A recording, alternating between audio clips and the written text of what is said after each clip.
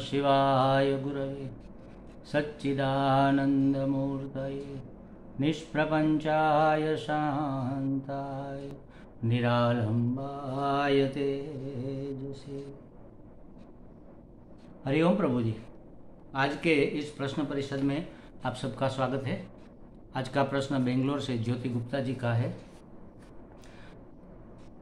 उन्होंने पूछा है, जैसे भक्त द्वैत के भाव में रहता है वैसे ज्ञानी अद्वैत के भाव में रहता है। गीता जी में भगवान कहते हैं, एक बात पूरी हो गई, सुन लो फिर से। जैसे भक्त द्वैत के भाव में रहता है वैसे ज्ञानी अद्वैत के भाव में रहता है। ये विधान है, ये सिद्धांत है। अब इस सिद्धांत के अनुसंधान में आगे कहते हैं कि गीता जी में भगवान कहते हैं कि ज्ञानी भक्त मुझे प्रिय है। वैसे तो वहाँ ये कहा है कि ज्ञानी भक्त मेरी आत्मा ही है, माने कि सबसे अधिक प्रिय है। देखो, ज्ञानी भक्त मुझे सबसे अधिक प्रिय है, उससे अधिक और कोई है ही नहीं, क्योंकि वह तो मेरी आत्मा है। और आत्मानस्तु कामाय सर्वम प्रियम भवति। अपनी आत्मा सबसे ज्यादा, सबसे अधिक हमें प्रिय होती है, इससे ज्यादा और कोई प्रिय नहीं। अब मैं मुझे जितना पसंद करता हूँ उसके ऑप्शन में अगर मुझे किसी को पसंद करना पड़े तो मैं नहीं कर सकता, मैं अपने आप को ही पसंद करूंगा। तो आगे कहते हैं कि गीता जी में भगवान ने कहा कि ज्ञानी भक्त मुझे प्रिय है। प्रिय को आप सबसे अधिक प्रिय है ऐसा समझ ले। भक्त का अर्थ है समर्पित। तो प्रश्न यह है कि ज्ञानी जब अद्वैत भाव में रहता है तो वह समर्पण किसको करेगा।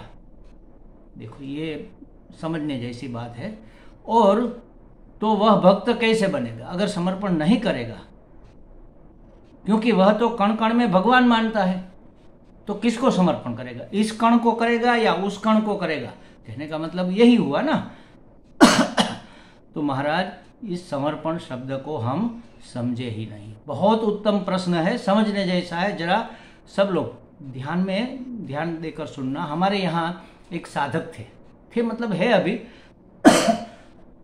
सॉरी, बहुत अच्छे साधक है, उत्कृष्ट साधक है, अभी भी साधना ही कर रहे हैं और बहुत अच्छे से कर रहे हैं। सभी उपनिषदों का अभ्यास वगैरह सब किया है। उन्होंने एक बार अपने आचार्य से, आचार्य मतलब जो ये ब्रह्म विद्या का पाठ पढ़ाते हैं, उससे पूछा कि भगवान को हम कोई भी वस्तु समर्पण कैसे करें, किसी भी वस्तु का समर्पण कैसे करें। तो इसका मतलब ये हुआ, पूछने पर से पता चलता है कि उसके मन में क्या मान्यता है। इसका मतलब ये हुआ कि कोई ऐसी एक वस्तु है जिसको हम किसी सामने एक व्यक्ति को समर्पित कर रहे हैं। तो समर्पण कोई वस्तु का नाम नहीं है कि कोई भी वस्तु समर्पित कैसे करें। मतलब सामने भी व्यष्टित्व है, परिच्छिन्नत्व है, मर्यादा है, सगुण साकार रूप है, आकार वाला है, नाम रूप धारण किए हुए है। उसको हमें कोई ऐसी ही चीज दूसरी जो नाम रूप धारण किए हुए ये समर्पित करना है। तो समर्पण का अर्थ ये नहीं है महाराज। देखो, भक्त और ज्ञानी दोनों में क्या फर्क है आपने ही बता दिया है। भक्त द्वैत में मानता है, द्वैत भाव में रहता है, और भगवान अलग, मैं अलग, मैं भगवान को समर्पित हूँ, मेरा भाव भगवान को समर्पित है। मतलब कि मेरी जो भी क्रियाएं हो रही है भगवान के अनुसार हो रही है, उसकी प्रसन्नता के लिए हो रही है। और उस कर्म का जो भी फल आएगा, चाहे आप निष्काम कर्म करो तो भी फल तो आएगा। कुछ किए बगैर आप रह नहीं पाओगे, और जो कुछ भी करोगे उसका फल आएगा। तो हमें कोई कामना ही नहीं है तो कौन सा फल आएगा? भगवान की प्रसन्नता को ही प्रसाद कहते हैं। तो उसका फल हम प्रसाद रूप में पाएंगे। और प्रसाद में सुख दुख नहीं होता, अहोभाव होता है, पूज्य भाव होता है, श्रद्धा भाव होता है, भक्ति भाव होता है। तो भक्त तो द्वैत में मानता है, सामने भगवान है और एक मैं हूँ, और मैं अपने आप को समर्पित करता हूँ। मतलब कि मैं अपनी सभी क्रियाओं को भगवान के निमित्त ही करूँगा। मेरा पूरा का पूरा व्यवहार भगवान के निमित्त ही होगा। मैं खाऊंगा तो भगवान को प्रसन्न करने के लिए। कैसे? जैसे मैं खाऊंगा तो शरीर स्वस्थ रहेगा, अच्छा खाऊंगा स्वस्थ रहेगा, सात्विक खाऊंगा मन भी स्वस्थ रहेगा, और मैं भगवान की ज़्यादा भक्ति कर सकूंगा, भगवान से जुड़ा रह सकूंगा। मैं सोऊंगा तो भी भगवान को समर्पित है। क्यों? क्योंकि सोऊंगा तो मेरे शरीर को थोड़ा विश्राम मिलेगा, आराम मिलेगा, और जब मैं जागूंगा तो नई चेतना, नई स्फूर्ति हमारे शरीर में होंगी, तो हम और जोर से, बड़ी स्फूर्ति से, बड़ी तेजी से भगवान की भक्ति कर सकेंगे। जप करेंगे, ध्यान करेंगे, भजन करेंगे, भजन गाएंगे, जो भी करेंगे, स्वाध्याय करेंगे, सब बड़े उत्साह के साथ कर सकेंगे। इसलिए सोना भी मेरा भक्ति हो गया। उसी तरह भक्त की हर एक चीज भगवान को समर्पित होती है। वो तो समझ में आया कि सामने भगवान है, कोई कहीं पर भी है, चाहे सातवें आसमान पर हो, चाहे अपने मंदिर में हो, चाहे अपनी इष्ट मूर्ति में, इष्ट विग्रह में हो, कहीं पर भी हम मानते हो, उसको हम ये समर्पित कर सकते हैं। ये तो आसान बात हुई, इसमें कोई दिक्कत वाली बात नहीं है। लेकिन प्रॉब्लम यह है कि ज्ञानी भक्त जब भगवान को सबसे अधिक प्रिय है तो ज्ञानी भक्त कैसे बनेगा? क्योंकि वह समर्पण किसको करेगा? और समर्पण किए बगैर तो भक्ति हो नहीं सकती। अच्छा, भक्त ने क्या समर्पित किया देख लो। हम यही देखते हैं कि उन्होंने नैवेद्य समर्पित किया कि ये नैवेद्य भगवान आपको हम पधरा रहे, आप इसका भोग लगाओ, फिर बचे उसको हम प्रसाद रूप में लेंगे, उसको हम समर्पण करते हैं। पुष्प समर्पित करते हैं, पत्र पुष्पम फलम तोयम समर्पित करते हैं। पत्र हो, पुष्प हो, फल हो, जल हो, जो भी स्थूल वस्तु को समर्पित करते हैं वो तो है, उसी को भक्त नहीं कहते, उसको भी भक्त कहते हैं, लेकिन वो प्राइमरी स्टेज का भक्त है। वो ये बात हमने एक एपिसोड में कर दी थी। लेकिन जो सच्चा और अच्छा भक्त है वो अपनी सभी क्रियाओं को भी, अपने सभी भावों को भी भगवान को समर्पित करता है। अच्छा, भाव समर्पित करने में सामने दूसरा कोई रहे ये जरूरी है क्या? जब ज्ञानी अद्वैत में स्थित है, अद्वैत भाव में स्थित है और मानता है कि कण कण में भगवान है, कण कण में नहीं, कण कण ही भगवान है, तो अपना भाव किसको समर्पित, कोई वस्तु तो समर्पित करना, ये भक्ति उच्च कक्षा की नहीं, ये तो हम समझ गए। तो कोई वस्तु तो समर्पित नहीं करनी है, ज्ञानी को भी नहीं करनी, तो ज्ञानी अपने भाव को कैसे समर्पित करेगा? अच्छा, भाव समर्पित करना माने क्या, समझ लो तो बात स्पष्ट हो जाएगी। जैसे समझो कि भक्त भोजन कर रहा है तो वह मानता है कि ये भोजन मेरी भक्ति का अंग बने, इस भोजन से मुझे इतना पोषण मिले और इस सात्विक भोजन से मेरे मन में सत्वगुण इतना बढ़े कि मैं भगवान से और ज्यादा भक्ति पूर्वक जुड़ा रह सकूं। ठीक है, तो ज्ञानी है, वह भोजन करेगा तो क्या करेगा? वह तो जानता है कि सभी कुछ ब्रह्म है, अन्न ब्रह्म है, जो भोजन क्रिया हो रही है वह भी क्रिया भी ब्रह्म है, और भोजन से जो तुष्टि पुष्टि संतुष्टि मिल रही है, शरीर की पुष्टि हो रही है, मन की संतुष्टि हो रही है, और क्षुधा की तुष्टि हो रही है, तो ये तुष्टि पुष्टि संतुष्टि जो भी मिल रहा है वो भी, वह संवेदना भी भगवान है। तो क्या हुआ? सब किसको अर्पण, कौन अर्पण कर रहा है? ब्रह्म अर्पण कर रहा है। किसको अर्पण कर रहा है? ब्रह्म को अर्पण कर रहा है। कैसे अर्पण कर रहा है? ब्रह्म से अर्पण कर, मतलब साधन भी ब्रह्म है। जैसे हम चम्मच से खाते हैं वैसे ब्रह्म से तो ब्रह्मार्पणम ब्रह्म हविहि ब्रह्माग्नौ ब्रह्मणाहुतम ब्रह्मैव तेन गंतव्यम ब्रह्म कर्म समाधिना हरि ओम। क्या हुआ? सब ब्रह्म को, तो ये समर्पण नहीं हुआ क्या? यही सच्चा समर्पण है महाराज। सब कुछ किसी के लिए करना, चाहे वह भगवान ही क्यों ना हो, वह कभी न कभी किए बगैर रह भी सकता है। गाढ़ निद्रा में क्या करेगा? अगर उत्कृष्ट भक्त है तो ये सोचेगा कि मेरी निद्रा भी भगवान को समर्पित है, तो ये भजन हो गया। तो कभी न कभी जो द्वैत है का मतलब क्या है? दूसरा है वह 365 डेज और 24 घंटे और हर एक क्षण ये नहीं रह सकता। माँ चाहे अपने बच्चे को कितना भी प्रेम करे, कभी तो उससे अलग होगी। दिन में, रात में, दिन में कोई काम करना है, कोई अपने शरीर की नेचुरल क्रिया के लिए जाना है, मल विसर्जन या मूत्र विसर्जन के लिए, तब कहाँ अपने बच्चे को साथ में रख सकती है। तो सोते वक्त भी बच्चा अगर कहीं इधर उधर हो जाए तो भी पता नहीं चलता सोते हुए को। तो जहाँ द्वैत है वहाँ आत्यंतिक दुख निवृत्ति होना थोड़ा मुश्किल है, और सदैव सुख की, आनंद की अवाप्ति होना वह भी थोड़ा मुश्किल है। नित्य, निरंतर, सर्वथा, सर्वदा, सर्व रूप में आनंद ही आनंद हो, भक्त रह सकता है जो उत्कृष्ट कक्षा का है। लेकिन जो अद्वैतवादी है वह तो हर चीज में, हर वस्तु में भगवान, मतलब हर वस्तु को भगवान मानता है, अपने आप को भी। अगर सब कुछ भगवान है तो मैं उससे अलग कैसे रह सकता हूँ? अगर मैं उससे अलग हूँ तो सब कुछ कैसे हुआ? इतना बाद हो गया। तो भक्त जैसे समर्पण करता है, ज्ञानी भी दूसरे तरीके से समर्पण ही करता है।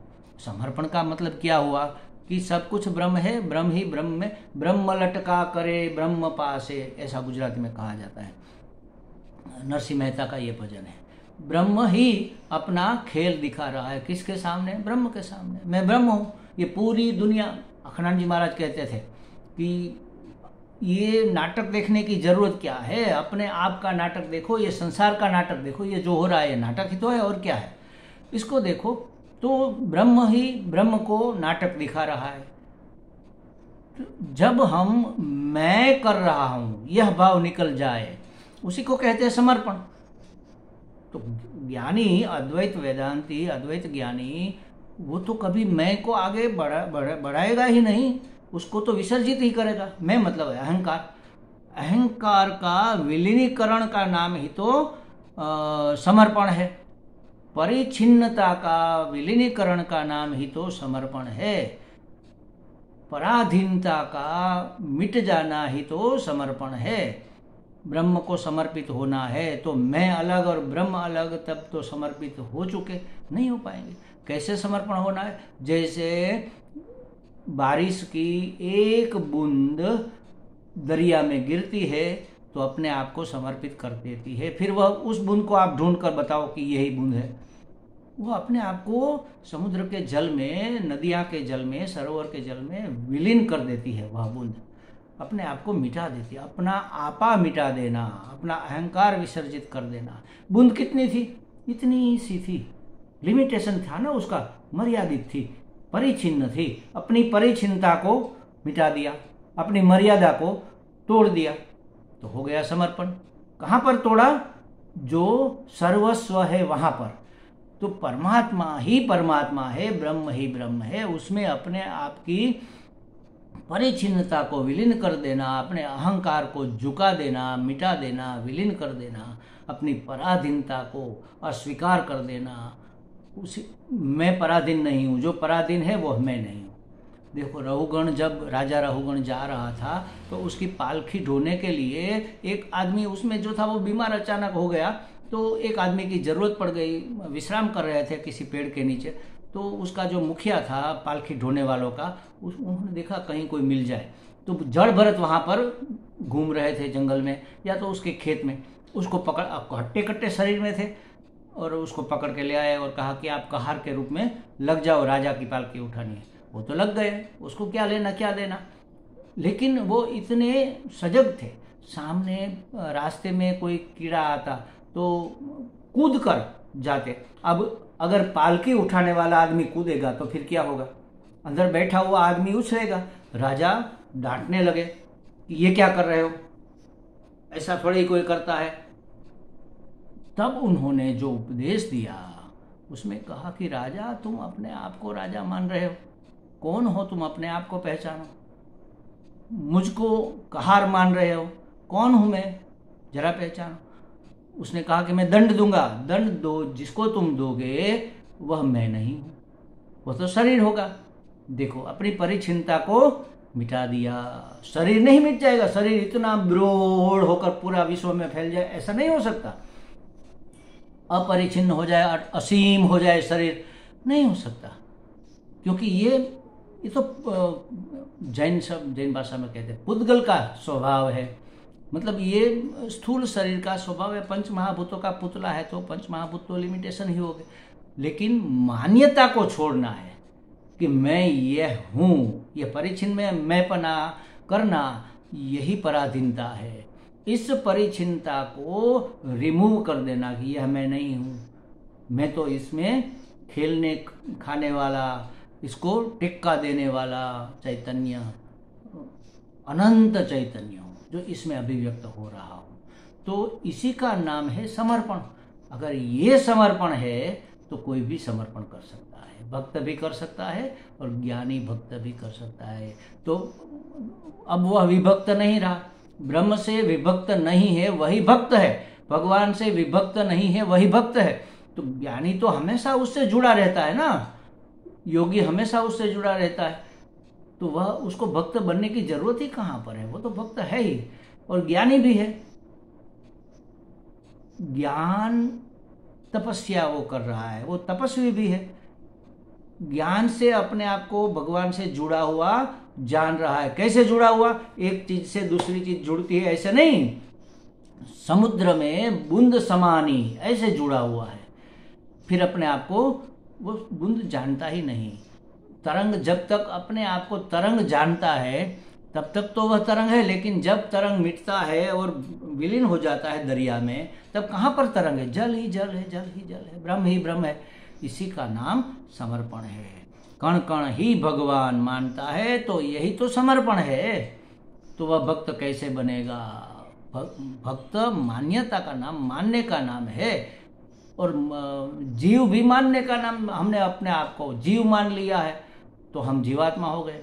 हम अपने आप को भक्त मान ले और जान ले तो हम भक्त हो गए, और हम अपने आप को ज्ञानी भक्त जान ले और मान ले तो हम ज्ञानी भक्त हो गए। तो समर्पण में कहीं पर कोई दिक्कत नहीं है, और भक्त होने में भी कोई दिक्कत नहीं है, ज्ञानी होने में भी वैसे तो कोई दिक्कत है ही नहीं। जैसे जिसकी यात्रा पूर्व के जन्मों में जहाँ तक आप चले हैं वहाँ से आगे चलना होगा। कोई भक्ति तक चला है तो भक्ति से आगे चलना होगा। कोई किसी ने भक्ति को पार कर लिया तो ज्ञान हो गया तो ज्ञान में आगे बढ़ना होगा। पूर्व के संस्कार जहाँ तक है, कोई कर्म को महान मानता है, अरे कुछ किए बगैर थोड़े रह सकते हैं, समाज की सेवा करो, बैठे बैठे निठल्ले खा रहे हो ऐसे थोड़ी चलेगा, तो वो कर्मयोग का अधिकारी है। पूर्व में वहाँ तक किया है, अब कर्मयोग करेगा, फिर भक्ति करेगा, फिर ज्ञान मार्ग में आगे बढ़ेगा और ज्ञान को प्राप्त करेगा। तो हमें लगता है ज्योति जी को बातें थोड़ी स्पष्ट हो गई होगी। अगर इसमें भी कोई संशय है तो आप हमें पूछ सकते हो। हरि